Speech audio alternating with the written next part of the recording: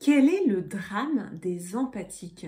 Je suis très heureuse de vous retrouver dans cette vidéo. Je suis Clémence Martin, je suis coach et formatrice spécialisée dans les personnalités empathiques. Quel est le drame des personnalités empathiques? Ça va être le sujet d'aujourd'hui.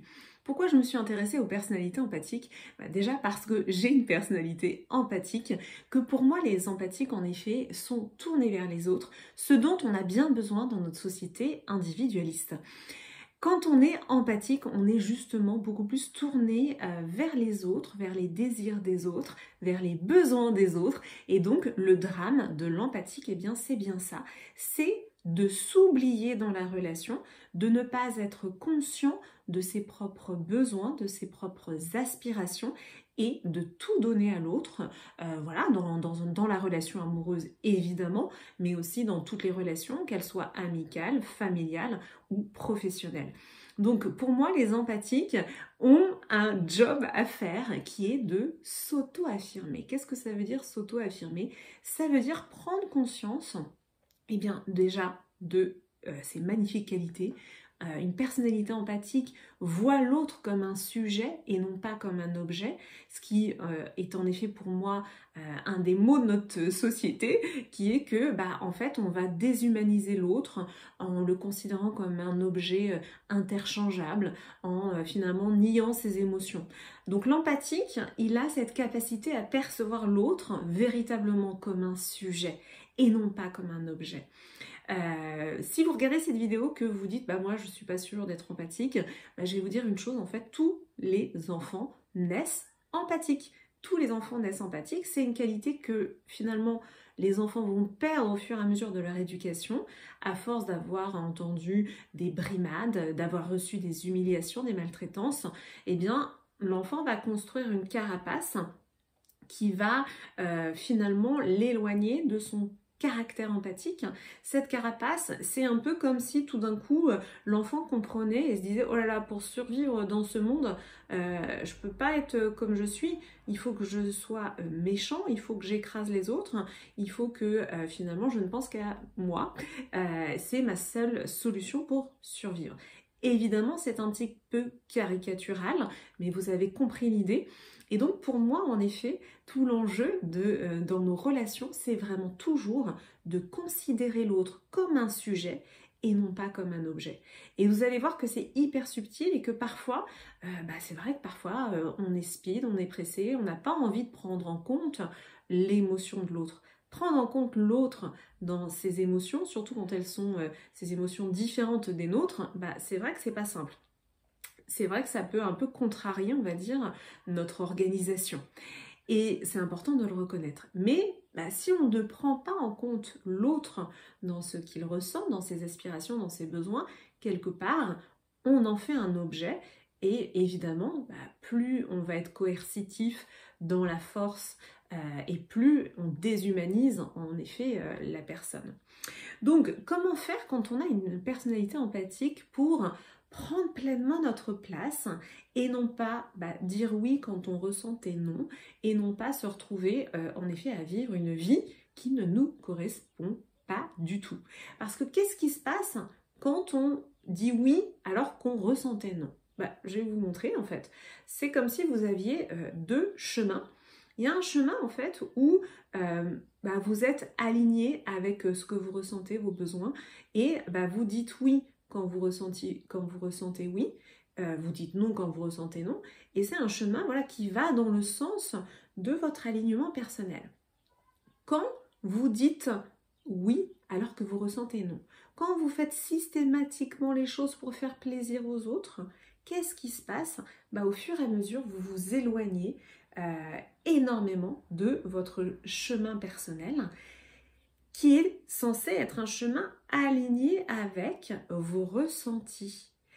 Et on en vient à une donnée extrêmement importante qui est que, en fait, pour choisir notre chemin de vie en conscience, eh bien, il faut être en proximité avec nos ressentis. Or, quand on fait plaisir, on n'est pas en proximité avec ses ressentis. On regarde ce que l'autre attend de nous, on observe et on choisit finalement la voie de l'autre. On choisit la voie qui fait plaisir à l'autre et qui donc n'est pas la nôtre. Et c'est comme ça qu'on peut se réveiller un jour, 20 ans plus tard, et se dire mais c'est quoi cette vie en fait?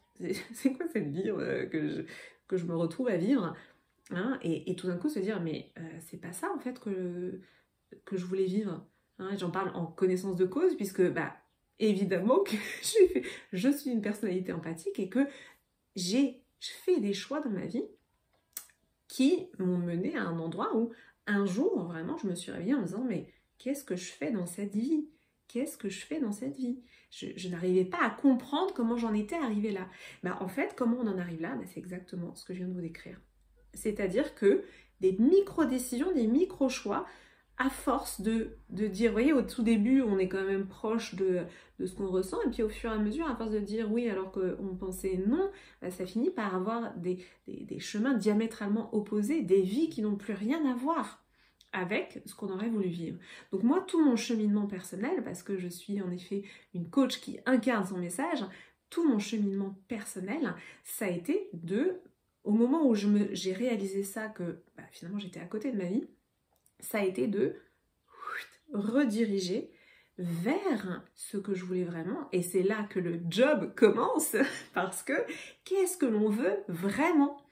Et donc, bah, une des premières pistes que je vais vous donner, le premier point que je vais vous donner aujourd'hui, c'est déjà de se reconnecter à vos sensations. Et je vais vous donner un exemple pour bien comprendre. C'est un test qui a été fait en Espagne auprès d'enfants, petites filles et petits garçons entre 5 et 6 ans, qui sont venus avec leurs parents, à qui on a dit voilà, on va faire un petit test, vous allez faire comme si vous tourniez une publicité. On a dit aux enfants voilà, on va vous mettre sur une table, assis à une table, et puis on va vous proposer de prendre une cuillère d'un yaourt, et ensuite face caméra vous allez dire délicieux. Et donc cette expérience a été faite en Espagne, et bah, ce que les organisateurs n'avaient pas dit aux enfants, c'est qu'en fait le yaourt avait été salé, ce qui fait que c'était presque immangeable, d'accord? Et donc bah, qu'est-ce qui s'est passé? Dans le lot, donc il y a, on va dire dans le lot d'enfants, petites filles et petits garçons, on a pu remarquer que les petits garçons donc, commençaient à prendre une cuillerée. En majorité, les petits garçons prenaient une cuillerée et se rendaient compte que c'était immangeable, et là faisaient berk, mais c'est dégoûtant. Donc ils exprimaient vraiment ce qu'ils ressentaient, hein. Je dis bien en majorité, il y a eu quelques petits garçons évidemment qui ont fait semblant de trouver ça bon et de dire à la caméra ce qu'on leur avait demandé de dire. Et en ce qui concerne l'échantillon de petites filles, eh bien la majorité des petites filles ont pris la cuillerée de yaourt salé et donc quasiment immangeable, et on dit face caméra délicieux. Et donc là, on voit bien qu'est-ce qui se passe, c'est que, en tant que petite fille, et on va en parler parce que la majorité des empathiques aujourd'hui sont des femmes, mais encore une fois, le monde est en évolution et les choses bougent, hein. Messieurs, surtout ne vous sentez pas exclus.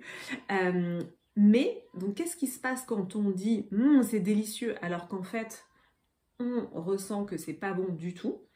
Eh bien, on est en train de s'adapter au désir de l'autre. On est en train de faire plaisir. On est en train de contrarier ses propres sensations, ses propres ressentis pour faire plaisir à l'autre. Et c'est bien là le drame de l'empathique.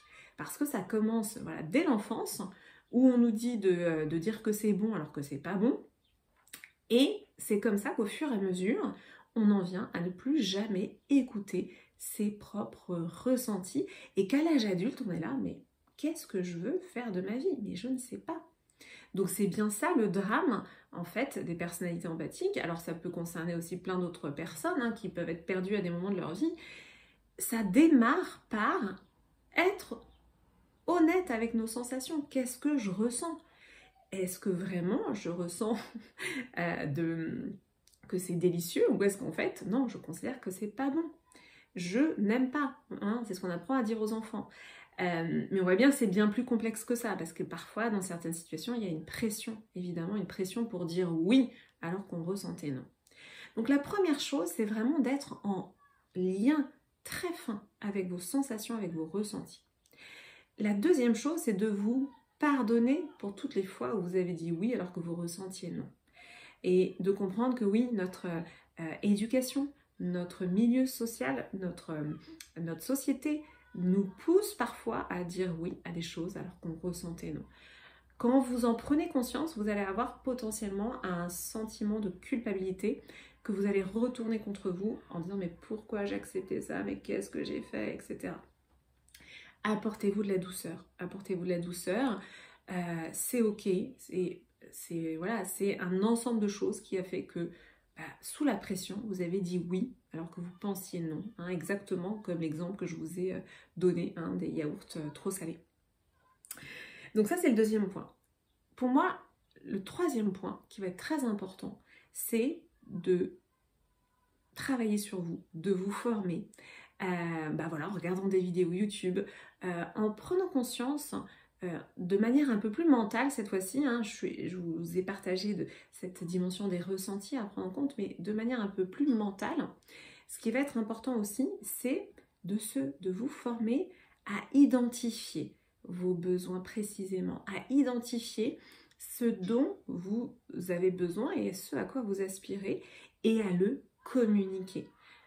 Toutes nos relations passent par la communication. Donc pour moi, la communication, c'est un outil essentiel. C'est un outil que j'ai énormément travaillé, tout simplement pour m'auto-affirmer. L'auto-affirmation passe par la communication, passe par la voix, évidemment par aussi le non-verbal, mais c'est une histoire de posture et d'affirmation de soi que de réussir à transmettre le message de manière authentique. Or, qu'est-ce qui se passe ? Parfois, on n'a pas les mots, hein, vous le savez, parfois on est en sidération, on est complètement bloqué, on n'a pas les mots.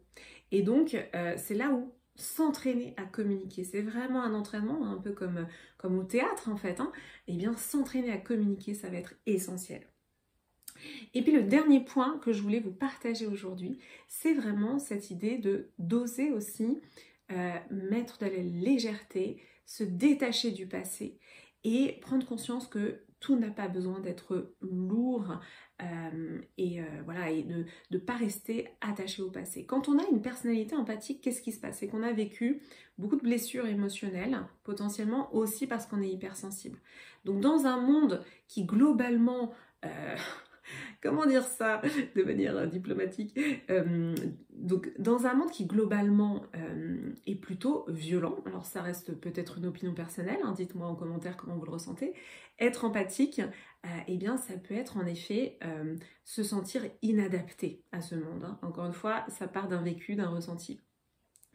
Et donc, ça amène quelque chose de très lourd mais si je suis inadaptée dans ce monde, comment je vais faire pour trouver ma place, etc. Vous voyez, tous les schémas de pensée, hein, de dire mais en fait j'ai finalement plus très envie d'être là, hein, j'ai pas demandé à venir au monde, hein, donc ça peut aller très loin, hein, vous voyez, dans ces types de questionnements.